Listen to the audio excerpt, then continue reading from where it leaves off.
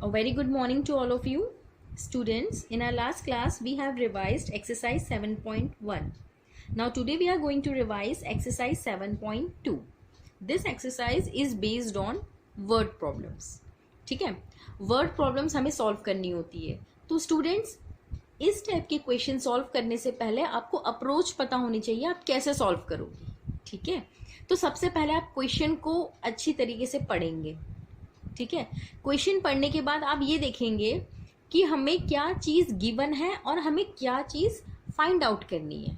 ठीक है, तो आपको क्वेश्चन में जो भी क्वांटिटी या जो भी सिचुएशन दी है उसके अकॉर्डिंग आप एक क्वांटिटी को x मानोगे या कोई भी वेरिएबल मान सकते हो, ये इट्स अप टू यू. आप जो भी क्वांटिटी को x मानोगे उसके रिलेट में आप दूसरी क्वांटिटी की एक इक्वेशन बनाओगे और फिर उस इक्वेशन को हम सॉल्व करेंगे. ठीक है, तो सबसे पहली स्टेप क्या है, क्वेश्चन को ध्यान से पढ़ना है.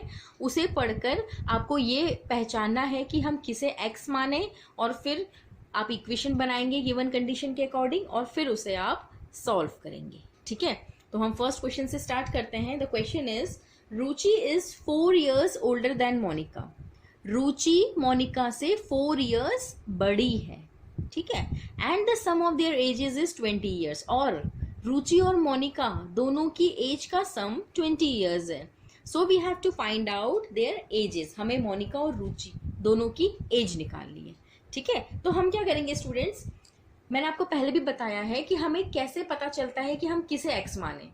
ठीक है, तो वो आप कैसे पहचानोगे, जिस क्वांटिटी के बारे में कुछ भी गिवन नहीं होगा या बहुत कम गिवन होगा उसे आप एक्स मानोगे और दूसरी क्वांटिटी की इक्वेशन बनाओगे. ठीक है, अब यहाँ पे देखिए, हमें यहाँ पर रुचि के बारे में पता है कि रुचि मोनिका से 4 साल बड़ी है, पर हमें मोनिका के बारे में कुछ नहीं पता. ठीक है, तो इस केस में हम क्या करेंगे, मोनिका को x मानेंगे तो रुचि की एज कितनी हो जाएगी, रुचि 4 years बड़ी है ना, तो अगर मोनिका x है तो रुचि क्या हो जाएगी, x + 4. ठीक है, ऐसे क्वेश्चन सॉल्व करेंगे. Let's start question number first. Let the age of Monica, Monica की एज हम मान लेते हैं x years. ठीक है, मोनिका की एज x मान ली. देयरफॉर रुचि's एज विल बी, रुचि की एज कितनी हो जाएगी, बताया है कि रुचि मोनिका से 4 years बड़ी है, तो 4 years बड़ी है मतलब वो उसमें 4 ऐड होगा. ठीक है, नाउ अकॉर्डिंग टू क्वेश्चन. अब क्वेश्चन में क्या गिवन है, क्वेश्चन में ये गिवन है कि मोनिका की एज और रुचि की एज दोनों की एज का सम 20 years है. तो according to question, Monica's age plus Ruchi's age is 20 years. ठीक है, अब हमने मोनिका की एज को क्या माना है, x, तो यहाँ पे x रखेंगे. रुचि की एज को कितना माना है, x + 4 = 20. ठीक है, अब आप सॉल्व कर लीजिए. x + x is 2x. 2x होगा ना, यहाँ पे 1, यहाँ पे 1, 1 + 1 2x + 4 = 20. ट्रांसपोजिशन मेथड के हिसाब से हम 4 को उस तरफ ले जाएंगे RHS में, तो वो -4 बनेगा. And 20 - 4 is 16. So x will B 16/2 which is 8.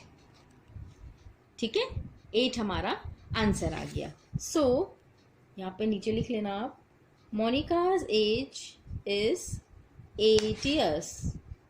क्योंकि मोनिका को ही हमने x माना था और x का आंसर 8 आया, दैट मीन्स मोनिका की एज 8 years आ गई. और रुचि की एज कितनी आ जाएगी, रुचि की एज हमने क्या मानी थी, x + 4, और x क्या है हमारा 8. 8 + 4 इज 12 years. ठीक है, अब आपको चेक करना आता है, आप चेक कर सकते हो. क्वेश्चन में गिवन है मोनिका और रुचि की दोनों की एज का सम 20 है, तो देखिए मोनिका की 8 है, रुचि की 12 है. 8 + 12 इज 20. ठीक है, तो इस तरीके से क्वेश्चन सॉल्व होते हैं. ठीक है, पहले एक क्वांटिटी को आपको कुछ भी वेरिएबल सपोज करना होता है, फिर जो दूसरी क्वांटिटी दी है उसका इक्वेशन बनानी होती है, और फिर एक और कंडीशन गिवन होगी जो दोनों को रिलेट करेगी. ठीक है, इसमें मोनिका के बारे में पता था, इसमें रुचि, और ये जो इक्वेशन है इसमें मोनिका रुचि मिलकर एक इक्वेशन बन गई. ठीक है, now let's move on to question number 3. Question number 3 is, Sumit and Vijay have ₹180। Sumit और विजय दो बॉयज हैं और दोनों के पास 180 रुपीज है। Sumit has twice as money as Vijay has.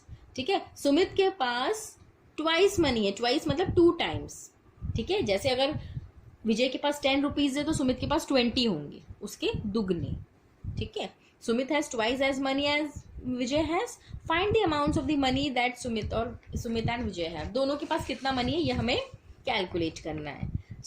मैंने क्या बोला था, हमें किसे एक्स मानना है, जिसके बारे में हमें इंफॉर्मेशन नहीं पता होती। ठीक है, तो यहाँ पे ये पता है कि सुमित के पास डबल मनी है विजय के, तो विजय के पास क्या है ये हमें नहीं पता। तो let money with Vijay be X. ठीक है, ये रुपीज लगेगा यहाँ पे। Money with Sumit. सुमित के पास कितना मनी हो जाएगा, अगर विजय के पास x है तो सुमित के पास 2x होगा। ट्वाइस बोला है ना, ट्वाइस मतलब 2 टाइम्स, 2 टाइम्स मतलब 2 को मल्टीप्लाई करना होता है। नाउ टुगेदर दे हैव, दोनों के पास मिलके कितने रुपए हैं। देखो, विजय के पास अगर x है, सुमित के पास 2x है, तो दोनों को ऐड कर लो, x + 2x। कितने रुपए हैं दोनों, यहाँ क्वेश्चन में गिवन है, दोनों के पास मिलकर 180 रुपीज है।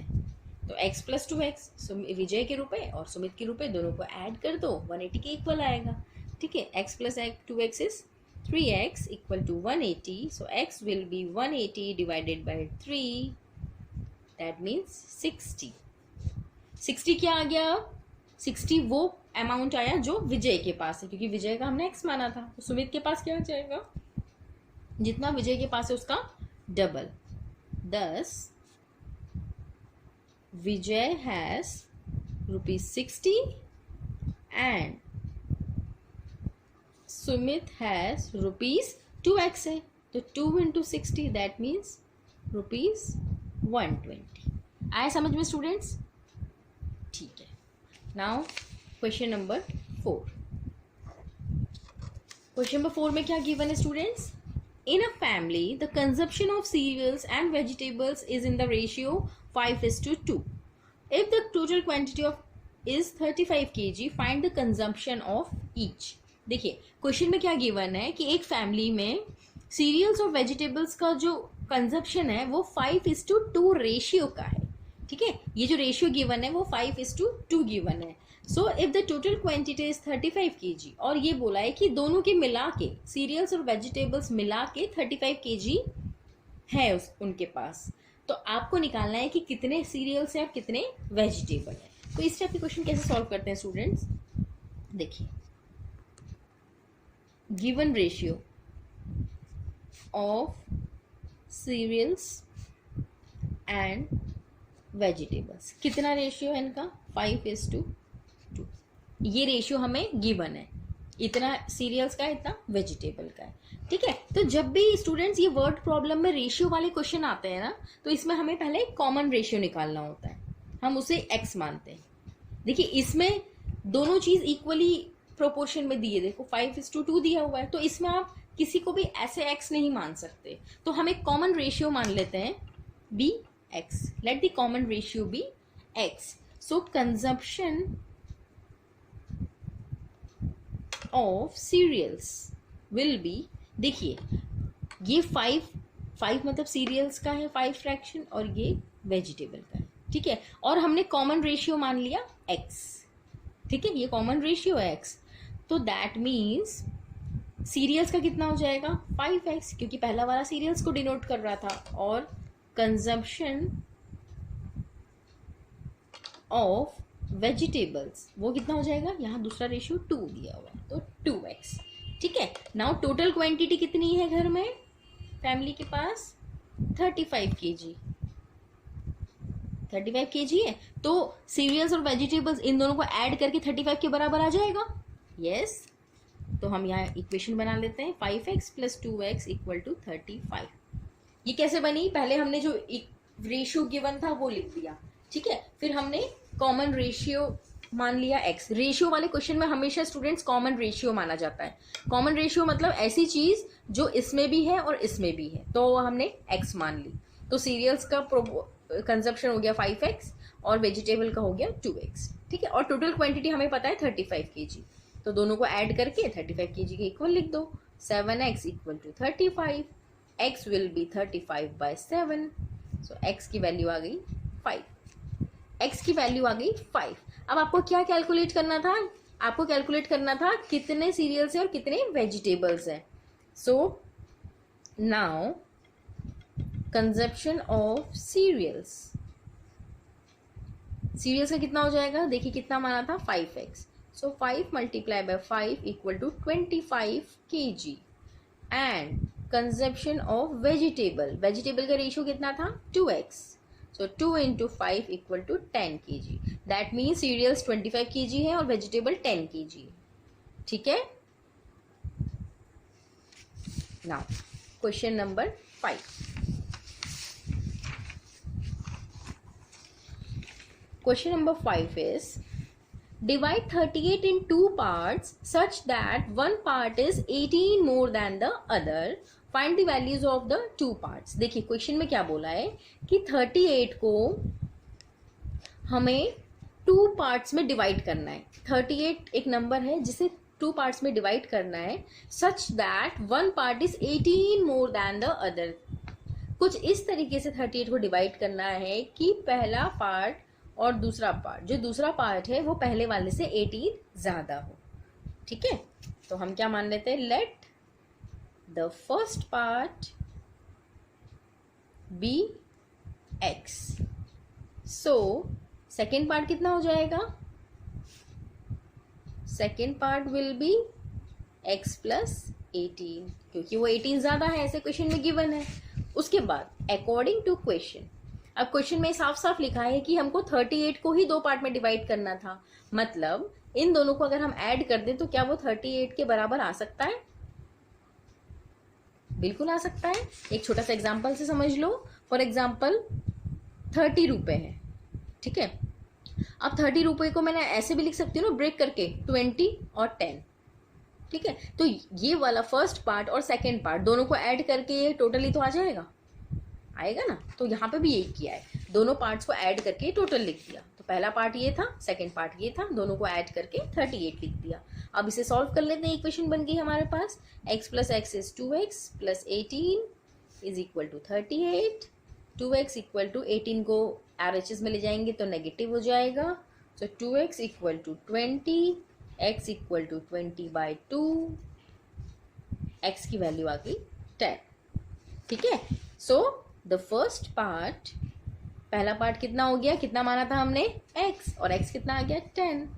And second part is x plus 18, that means 10 plus 18 which is 28। आप चाहो तो चेक कर सकते हो, 10 और 28 को ऐड करो 38 आना चाहिए। आ गया आंसर। ऐसे साइड हम हैंड टू हैंड चेक भी कर सकते हैं हमारा आंसर सही है या नहीं है। Now let's move on to question number 6। Question number 6 है the length of a rectangle. देखिए अब इंपॉर्टेंट क्वेश्चन स्टार्ट हुए students. The length of a rectangle is 5 metre greater than its breadth. एक रेक्टेंगल है जिसकी लेंथ 5 मीटर ज्यादा है breadth से, and their perimeter is 250 metre. Find the length and breadth of the rectangle, ठीक है। देखिए क्वेश्चन में क्या गिवन है, एक रेक्टेंगल है हमारे पास, ठीक है। रेक्टेंगल की ये लेंथ होती है, ये ब्रेथ होती है, ये सबको पता है, ठीक है। तो जो इसकी ब्रेथ लेंथ है वो ब्रेथ से 5 ज्यादा है, ठीक है। तो अगर मैं ब्रेथ को x मान लूँ स्टूडेंट्स, तो लेंथ कितनी हो जाएगी? उससे 5 ज्यादा, मतलब x प्लस 5, क्योंकि ब्रेथ x थी, वो उससे 5 ज्यादा है लेंथ, तो वो x प्लस 5 हो गई। और पेरीमीटर गिवन है 250, ठीक है। तो पेरीमीटर ऑफ रेक्टेंगल का फॉर्मूला आपको आना चाहिए, वो होता है 2 इंटू लेंथ प्लस ब्रेथ, ठीक है। इतना आता है तो आप इजीली ये क्वेश्चन सॉल्व कर पाएंगे। तो हम मान लेते हैं let the breadth of rectangle be x metre. मैं ब्रेथ x मान लेती हूँ। वंस अगेन मैंने ब्रेथ को ही x क्यों माना, लेंथ को क्यों नहीं माना? क्योंकि हमें ब्रेथ के बारे में यहाँ पर कुछ नहीं पता है। हमें बस इतना पता है कि लेंथ ब्रेथ से 5 मीटर ज़्यादा है, लेंथ ज़्यादा है, ब्रेथ के बारे में कुछ इन्फॉर्मेशन नहीं है, इसलिए हमने ब्रेथ को x मान लिया। And length will B, length कितनी हो जाएगी x प्लस 5 मीटर, क्योंकि जितनी ब्रेथ है उससे 5 ज़्यादा है लेंथ। ठीक है, नाउ अब क्या गिवन है स्टूडेंट्स, पेरीमीटर।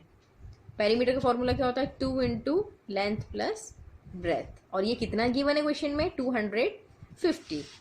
ठीक है, अब हम यहाँ वैल्यू पुट कर देते हैं। 2 तो ऐसे के ऐसे ही फॉर्मूले का है, एल के प्लेस पे x प्लस 5 आ जाएगा, ब्रेथ के प्लेस पे x आ जाएगा, इक्वल टू 250। ठीक है, अब इसे सॉल्व कर लेते हैं। x plus X is 2x plus 5 equal to 250।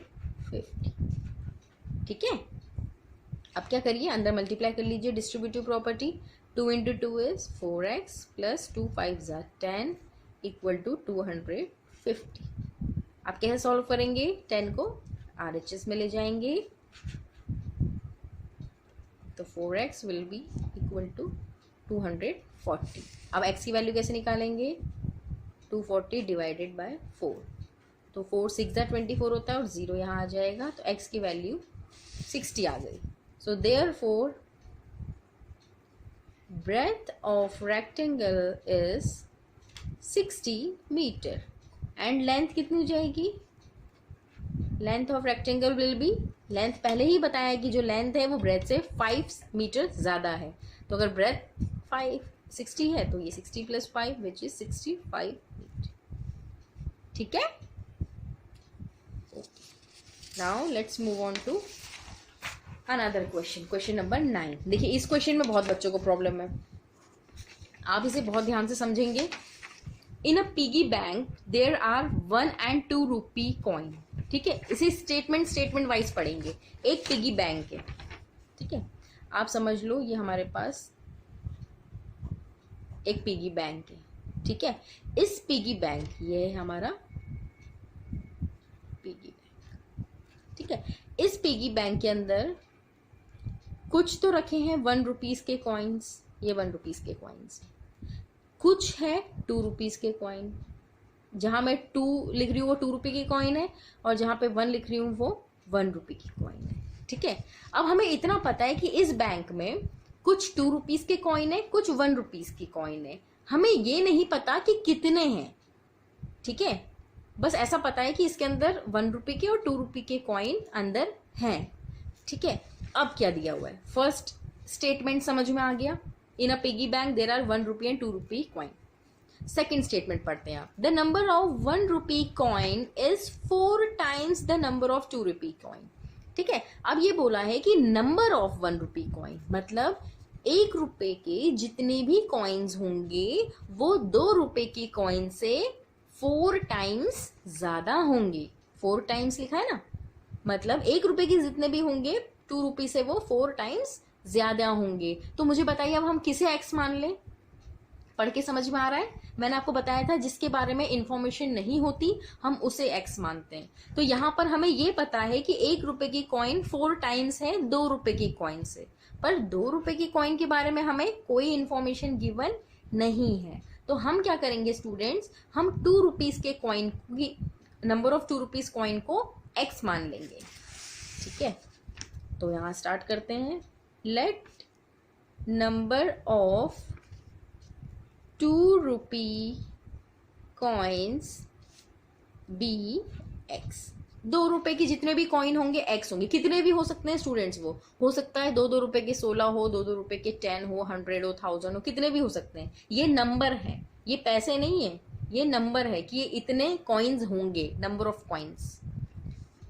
So number of 1 rupee coins, अब देखिए बोला है क्वेश्चन में कि जो 1 रुपए की कॉइन है वो 2 रुपए की कॉइन से 4 टाइम्स है, मतलब टाइम्स बोल दिया मतलब मल्टीप्लाई करना होता है, हमें पता है सबको। तो ये समझ में आया कि अब ये जो बैंक में पैसे हैं, ये जो 2 रुपए की कॉइन है वो x मान लिया हमने कि ये x होंगे, ये जितने भी होंगे। ठीक है, और 1 रुपए की कॉइन 4x होंगे। ठीक है, अब मुझे बता दीजिए ये बात कि जब 2 रुपीज के x कॉइन है तो इनसे अमाउंट कितना बनेगा। Amount from 2 rupee coins equal to. अब इससे आप कैसे निकालोगे स्टूडेंट? देखिए, अगर मैं आपसे ये बोलूँ कि 2 रुपए के, देखिए यहाँ पे कितने हैं, 1 2 3 4 टूट बनाया ना मैंने। अब मुझे बताइए 4 2 के सिक्के हैं, तो कितने रुपए हो गए ये? 2 + 2 + 2 + 2 या 2 × 4, 8 रुपए हो गए। ठीक है, 8 रुपीज हो गए जो 2 रुपए के सिक्के से बने। और 1 रुपए के से कितने बनेंगे? 4 रुपीज। तो यहाँ पे ये निकाल हमने, ये यहाँ पे सपोज करा है कि 2 रुपीज के कॉइन x है और 1 रुपए के कॉइन 4x है। तो 2 रुपए के कॉइन से कितने रुपए बनेंगे, कितने अमाउंट बनेगा? तो ऑब्वियसली उसको 2 से मल्टीप्लाई करना पड़ेगा।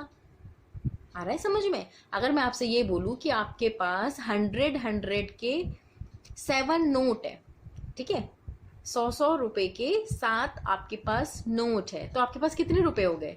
7 × 100 = 700। ऐसे आएगा। तो अमाउंट फ्रॉम 2 रुपी कॉइन, 2 रुपए के सिक्कों से कितने रुपए बन जाएंगे? अगर 2 रुपए के सिक्के x है तो 2 से मल्टीप्लाई करना पड़ेगा, 2x बन जाएंगे। ठीक है, एंड ऐसे ही 1 रुपए से निकाल लेते हैं।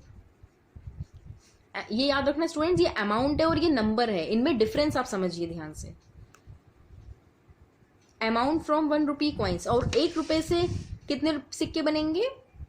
देखिए 1 को तो किसी से भी मल्टीप्लाई करो वही आता है, तो 1 × 4x = 4x। ठीक है, अब ये दिया हुआ है कि इस पूरे पिगी बैंक में टोटल रुपए हैं 90 रुपीज। टोटल रुपए हैं 90। तो मतलब जितने 2 रुपए से पैसे मिल रहे हैं और जितने 1 रुपए से पैसे मिल रहे हैं वो दोनों मिलके 20 रुपीज है। तो now according to question total money is ₹90। तो हम क्या करेंगे? 2x, जो 2 रुपए की कॉइन्स है जितने रुपए के मिल रहे हैं, और 4x को ऐड करके 90 के आगे इक्वेट करेंगे। ये कौन से पैसे हैं जो 2 रुपीज के कॉइन से मिले, और ये कौन से पैसे हैं जो 1 रुपी के कॉइन से मिलके बने, और ये दोनों मिलके कितने बने हैं? 90 रुपीज। ये क्वेश्चन में गिवन है। Now 2x + 4x = 6x = 90, x = 90/6। इसे डिवाइड कर लीजिए, 6 × 1 = 6, 6 × 5 = 30। x की वैल्यू आ गई 15। दैट मीन्स x क्या माना था हमने यहाँ क्वेश्चन में? Number of 2 rupee coin. मतलब इस पिगी बैंक में 2 रुपए के 15 कॉइन्स हैं। ठीक है, so now therefore number of 2 rupee coins is equal to 15 and number of 1 rupee coin, 1 rupee के कॉइन कितने होंगे? 4x है। सो 4 × 15 = 60। ठीक है, मतलब 2 रुपए से 2 रुपए के 15 कॉइन्स हैं और 1 रुपए के 60 कॉइन्स हैं। ठीक है स्टूडेंट्स, चलिए ये क्वेश्चन इंपॉर्टेंट है, आप ध्यान से समझिए। इसमें हमने क्या सपोज किया है, क्या कंडीशन लगाई है और कैसे सॉल्व किया है। ठीक है, अब आपको चेक करना है आपका आंसर सही है या नहीं। तो कैसे करोगे? देखो, हमें पता है कि 2 रुपीज के हमारे पास 15 कॉइन्स है। अब अगर मैं आपसे ये बोलूं कि मैंने आपको 2 रुपीज के कॉइन दे दिए 15, तो आपके पास कितने रुपए हुए? तो आप 2 से मल्टीप्लाई करोगे 15 का, प्लस 1 रुपी के मैंने आपको 60 कॉइन्स दे दिए, तो कितने रुपए बनेंगे आपके पास? 1 × 60, 15 × 2 = 30, 1 × 60 = 60 = 90। आ गया 90, क्वेश्चन में भी यही था 90। तो ऐसे आप चेक करोगे। इसलिए हमने यहाँ 2 और 1 का मल्टीप्लाई किया था यहाँ पर, क्योंकि नंबर ऑफ कॉइन्स में उसकी वैल्यू अगर मल्टीप्लाई कर दी जाए तो वो उसका अमाउंट बन जाता है। ठीक है, अभी क्वेश्चन समझ में आया सबको? ये इंपॉर्टेंट क्वेश्चन है students. Now question number 10th question is Gaurav takes 15 rounds of a rectangular park whose length is twice its breadth. ठीक है, अगेन यहाँ पे रेक्टेंगल वाला क्वेश्चन है, इसमें जो लेंथ है वो ब्रेथ के ट्वाइस है। तो हमें अब समझ में आ गया है कि देखो आगे इतने क्वेश्चन हमने सॉल्व कर लिए, तो हमें देखते ही समझ में आना चाहिए हम किसे x मानेंगे। यहाँ ब्रेथ को x मानेंगे तो लेंथ हो जाएगी 2x, क्योंकि ट्वाइस दिया है। If the total distance covered by Gaurav is 900 metre, find the length and breadth of the park. Total distance covered, देखिए क्वेश्चन में क्या गिवन है, ध्यान से समझिए। ये रेक्टेंगुलर पार्क है, ठीक है। अब गौरव ने क्या किया, एक पॉइंट पे खड़ा होके इस पे राउंड राउंड राउंड कर रहा है, घूम रहा है, ठीक है। तो मुझे बताइए एक बार घूमेगा जब वो, तो वो उसका पेरीमीटर होगा।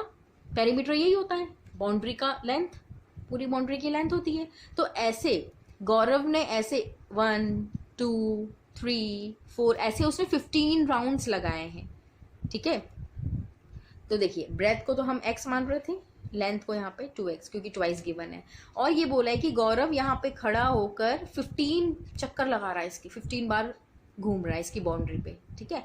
मतलब ऐसे 15 बार घूमकर वो 900 मीटर ट्रेवल कर लेता है। तो हमें ये निकालना है कि इसकी लेंथ और ब्रेथ क्या है। तो सबसे पहले स्टार्ट करते हैं, let breadth be x metre, so length will be 2x metre. इतना तो आपको अब समझ में आ गया होगा, ठीक है। अब पेरीमीटर क्या दिया हुआ है, देखिए पेरीमीटर होता है फॉर्मूला 2l+b। अब मुझे बताइए कि एक बार जब ये पूरा राउंड लेता है तो वो 2 × l+b ट्रैवल करता है। तो ऐसे वो कितनी बार घूम रहा है, टोटल कितने राउंड्स लगा रहा है, 15 राउंड्स लगा रहा है गौरव पूरे रेक्टेंगुलर पार्क के। मतलब 15 बार लगा रहा है, मतलब 15 × 2l+b। ये कितना था, एक बार। अगर वो एक ही बार घूमता तो सिर्फ हम इतना करते और इक्वल टू, क्वेश्चन में 900 गिवन है ना, तो इतना करके 900 करते हैं। पर क्वेश्चन में गिवन है वो 1500 बार घूम रहा है, ठीक है। 15 बार इसे इसके राउंड ले रहा है। तो 15 का मल्टीप्लाई करना पड़ेगा और ये किसके बराबर आ जाएगा, टोटल डिस्टेंस 900। अब इसे सॉल्व कर लीजिए, 15 × 2 इज 30। एल के प्लेस पे लिखोगे आप 2x, ब्रेथ के प्लेस पे x equal to 900। So 30 × 2x + x is 3x equal to 900। 3 × 30 is 90x equal to 900। x की वैल्यू आ जाएगी, देखिए डिवाइड कर लीजिए, यहाँ स्पेस कम है इसलिए मैं डायरेक्ट लिख देती हूँ 10। x की वैल्यू 10 आ गई, ठीक है। x की 10 आ गई तो ब्रेथ कितना आ जाएगा, 10 मीटर, क्योंकि वही x था। और लेंथ कितना आ जाएगा, 2 × 10, दैट मीन्स 20 मीटर, ठीक है। ये आप आगे सॉल्व कर लीजिएगा, ठीक है। लास्ट में आंसर ऐसे लिखिएगा, therefore length will be this, breadth will be this, और यूनिट लगाना मत भूलिएगा, ठीक है।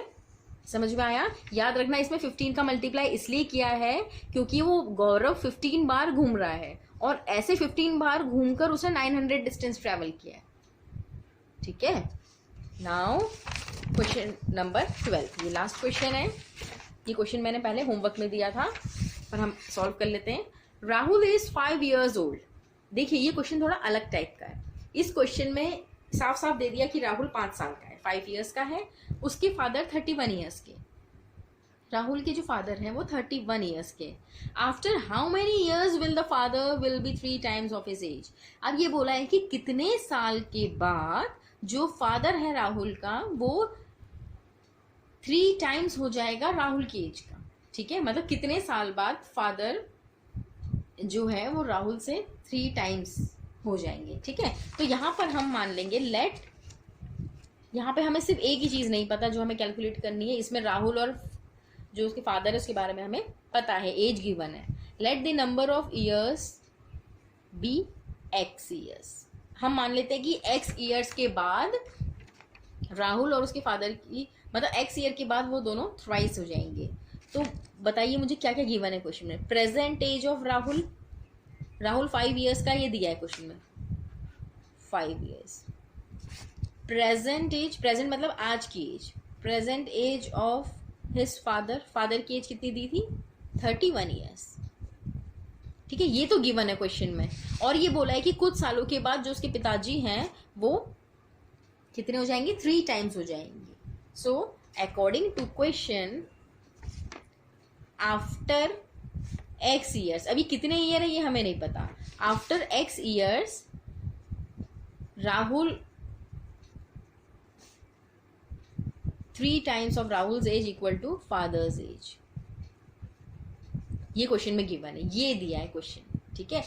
अब देखिए एक बार और पढ़ लो फिर समझ में आ जाएगा। After how many years will the father's age will be 3 times of his Rahul's age. मतलब फादर की एज राहुल से 3 times कब होगी, तो हम ये x years के बाद सपोज कर लेते हैं। अब देखिए यहाँ पे 3 का मल्टीप्लाई मैंने राहुल की एज में क्यों किया, फादर की एज में क्यों नहीं किया, क्योंकि क्वेश्चन में तो ये लिखा है कि फादर 3 time होगा, तो फादर में करना चाहिए।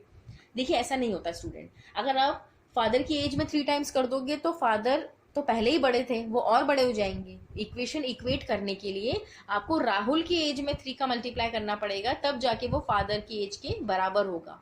ठीक है, फादर उसके 3 टाइम्स है ना राहुल के, तो इसलिए 3 राहुल की एज में मल्टीप्लाई करेंगे। ठीक है, तो 3 इंटू, अब मुझे बताओ राहुल की एज x साल बाद कितनी हो जाएगी। अगर आज देखिए, अगर मैं आपसे ये बोलूँ कि आज आप 5 साल के हो, तो 4 साल बाद कितने साल के हो जाओगे, 5 + 4 = 9। अब ये जो 4 साल है ना, कितने साल बाद वो हमें नहीं पता, तो वो तो हमने x मानना है। तो अगर आज की एज x है, तो x ईयर्स के बाद, x सालों के बाद आप 5 + x हो जाओगे। ठीक है, अगर मैं आपसे ये बोलूं कि आप अभी 7th क्लास में हो, ठीक है, तो आप अप्रोक्स होंगे 12-13 ईयर्स के एज के। ठीक है, 12-13 जितने भी होंगे, तो अगर आप आज 12 ईयर्स के हो, तो 2 साल बाद 12 + 2 14 ईयर्स के हो जाओगे। 3 साल बाद 12 + 3 15 ईयर्स के हो जाओगे। ठीक है, मतलब जितने भी एजेस हम आगे बढ़ाते जाते हैं वो हम ऐड करते जा रहे हैं। तो यहाँ पर भी 5 + x हो जाएगा, क्योंकि आज उसकी एज 5 ईयर्स है, तो x साल के बाद 5 + x हो जाएगी। ऐसी जो फादर हैं वो हो जाएंगे 31 + x। अब ऐसा तो नहीं है कि सिर्फ राहुल राहुल बढ़ेगा, फादर भी तो बढ़ेंगे, सभी बढ़ते हैं। ठीक है, चाहे कोई बड़ा हो चाहे कोई छोटा हो, जैसे जैसे ईयर्स पास होते हैं सभी की एज बढ़ती है। तो हमने राहुल की एज में भी x को ऐड कर दिया 30, और इसकी एज में भी, फादर की एज में भी x को ऐड कर दिया, और यहाँ पर 3 का मल्टीप्लाई कर दिया, क्योंकि 3 टाइम्स गिवन है। अब इसे सॉल्व कर लीजिए। 3 × 5 = 15 + 3x = 31 + x। अब देखिए, x को इधर ले जाओ, 15 को उधर ले जाओ, x इधर ले आओ माइनस में हो जाएगा, और 15 को उधर ले जाओ माइनस में हो जाएगा। 3x - x = 2x। ठीक है, और 31 - 15 = 16। सो x विल बी 16/2, 8। मतलब 8 ईयर्स के बाद ये जो 8 आया, देयरफॉर नंबर ऑफ ईयर्स हमने माना था वो है 8 ईयर्स। मतलब क्वेश्चन में जो गिवन था ना 5 और 31 ईयर्स प्रेजेंट एज, मतलब 8 सालों के बाद जो राहुल की एज है वो फादर की एज की 3 टाइम्स हो जाएगी। आप खुद चाहो तो कर लो, इसमें 8 प्लस करो दोनों की एज में और देख लो उसका थ्राइस आएगा। ठीक है, okay, now that's all for today. अब ये हमारी एक्सरसाइज भी कंप्लीट हो गई है। अब हम नेक्स्ट क्लास में अब आपके सारे डाउट्स आई थिंक क्लियर हो गए होंगे चारों चैप्टर के। अब आपको रिवाइज करना है। मैं आपको अभी बताती हूँ कि आपको टेस्ट देनी है नेक्स्ट क्लास में। ठीक है, जो 30 तारीख को हमारी क्लास लगेगी उसमें मैं आपकी टेस्ट लूँगी। टेस्ट की जो भी इंफॉर्मेशन है वो मैं यहाँ पे मैसेज में लिख रही हूँ। ठीक है, okay, that's all for today, have a good day.